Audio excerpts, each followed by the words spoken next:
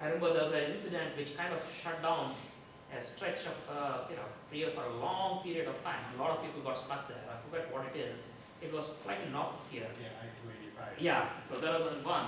So that was a very interesting context. So these are the kinds of things that potentially prevent conditions from deteriorating to the level where it just gets gridlocked. And then we can use this to address impacts on traffic safety, because in safety we want to make sure that information reaches in the most efficient manner to the people that need to receive it, and then they can make decisions, or when you go to the autonomous vehicle domain, vehicles can automatically, based on the signals they receive, make the decisions. And finally, the notion that when we have B2B communications, there are implications for information dissemination at a significant event. So when you have accidents and so on, we want to make sure that information disseminates in a certain, reaches the vehicles that need to receive it. But very interestingly, there are implications when you want to limit information dissemination as well. Because knowing this allows us to also address situations, say, when you have malicious flow of information. What happens when something is generated, somebody hacks, can be in some way, try to avoid. So what we are talking about now is going beyond the traditional notion of traffic routing strategies. We are saying, can we route traffic so that information either dissipates? So you're looking at a different objective or multiple objectives in making your decisions. Or, in cases where there's an incident, if the information spreads out, and if too many people take that information, that is people further up, who don't need to really respond to that, because by the time they reach there, things are all normal. If they actually take the longer routes and so on, they're actually facing a penalty. So in that context as well, we want to limit the information. So we can start thinking about strategies which are completely beyond the traditional notion of how traffic routing strategies are.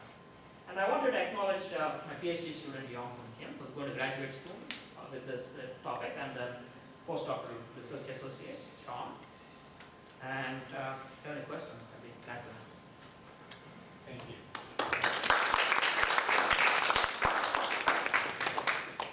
We have a few minutes for questions or thoughts.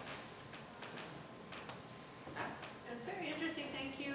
Not my area at all, so you might have said it and I missed it, but if I understand the premise correctly, it's the idea of an individual vehicle generating some important piece of information, like I just had a flat tire, or I don't know what else. And so when you think about multiple vehicles generating independent pieces of information simultaneously, can that just be the superposition of your model? Actually, what happens is, and this is something, the 3 points I wanted to mention, I'm glad you asked that question, because there are 3 things. First, in this case, we looked at a single unit of information. Right. So when we go to the multiple case, there are other issues that will show up. Because remember, the highway we looked at is like kind of a homogeneous, it doesn't have homogeneous, but it is a single facility. So there are the interesting questions that we need to address are the following. First, how do you transition from single to multiple? And we have done that using a simulation-based approach. So that's one, first one. The second point is, what happens when you transition from a single facility to a network topology? Now that's a very interesting question.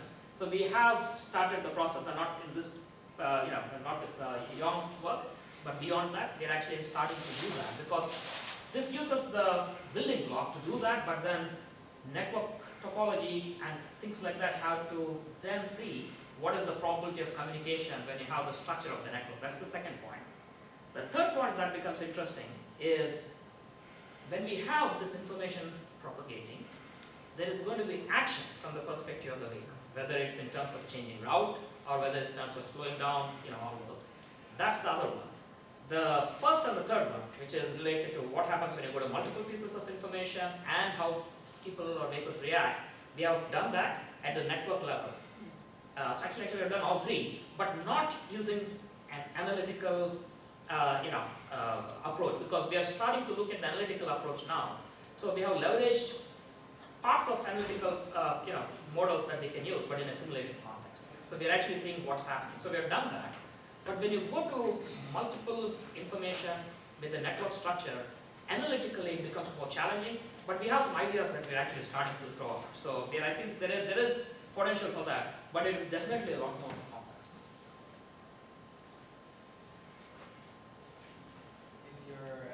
information propagation probability Yeah. curve. So I noticed the fit curve, Right.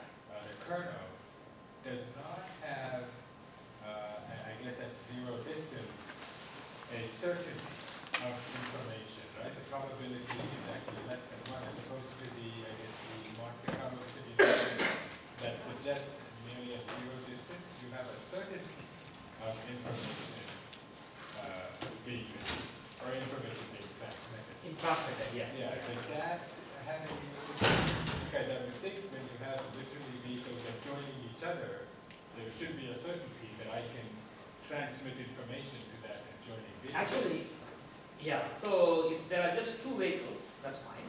If you have multiple vehicles and two vehicles are close to each other, and there's a lot of communication going across, you're looking then at the interference. So it becomes a probability.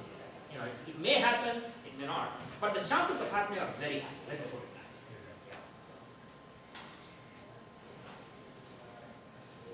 Any other comments or questions? Laura? Very nice presentation, I enjoyed Thanks, it.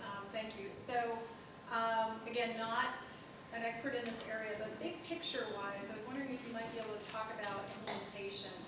Are you seeing more interest in this work, for instance, on DOTs, or more from like the innovative startups like Google, or I guess I was seeing, for instance, it might be difficult for a DOT to accept this level of complexity. So given sort of where the new development is going with communication vehicle, driverless vehicles, where are you seeing the potential, let's say, for more of this work being done or funded?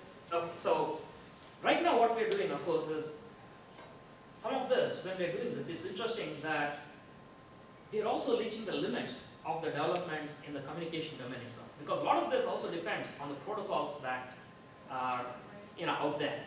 So there's a lot of interest for this work in in the context of electrical engineers and computer scientists. I was mentioning to Ram, we had presented this work recently in the IEEE ITS conference about a month ago, and there's a lot of interest in this work.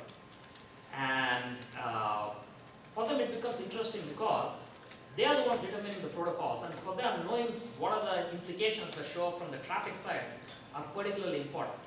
I don't think we are yet at a point where this has been set, that this is going to be the DSRC, dedicated short range communication is set. There are other things that are being tried, but even with this, the protocols that are adopted can change how this functions change. So I had conversations with colleagues in communication domain who are very interested in trying to explore. So some of this may also go into determining what are better ways for them to ensure that these communications happen with a high level of reliability as well. Go ahead. Yeah, so separate question. So Yeah. another area I guess I've been wondering about this is like in aviation, there's been a lot of focus on thinking about control theory. So thinking about the vehicle communications of an aircraft. If an aircraft, something happens to it, you don't know right away, is it the engine, is it that kind of thing. So you can go through and do like a series of movements for the aircraft if you want to do it that way. So you can really determine what your failure is and come up with an actual plan. So in this, I'm more seeing this as static information you're receiving coming in, but I can also imagine a scenario where it might be very useful to go out and get information at one point of the network or looking at that. And I'm just curious if there's been any way that you would think about doing that, or any. So you're saying approach in information, when you say static was a dynamic information, is Yeah, that? some information is much more valuable, I guess Right. that's it. Some Yeah. information, if you know is going to be valuable, you'd like to get it faster. Absolutely, and that's one of the things that we're studying. So there are other papers that we have, and the question, to me, one of the most interesting questions is the following. How do we ensure that the useful information propagates in the most efficient way possible to the locations it's stored? So this is where I said, we may not just be looking at traffic routing in the sense of managing congestion alone. It's also, can we get the right information to the right location by, say, routing a vehicle or two, such that with that information, the network as a whole can do even better. So we have other places where we're addressing it to address what Pat had said. That's partly what we did in that other study as well. We are starting to look at that. So one of the questions we're addressing using the analytical work out here is, in space and time, how far can this piece of information travel in a certain point of time, and what is the optimal spread? I mean, so those are the things we are trying to address analytically with what we have. But when we go to the network level, in my view, it gets to be even more, because it really depends on which part of the network is bad, which part is not, all of that. So we've been doing that in the other study. All right, so with that, we'll wrap up. Thank you again.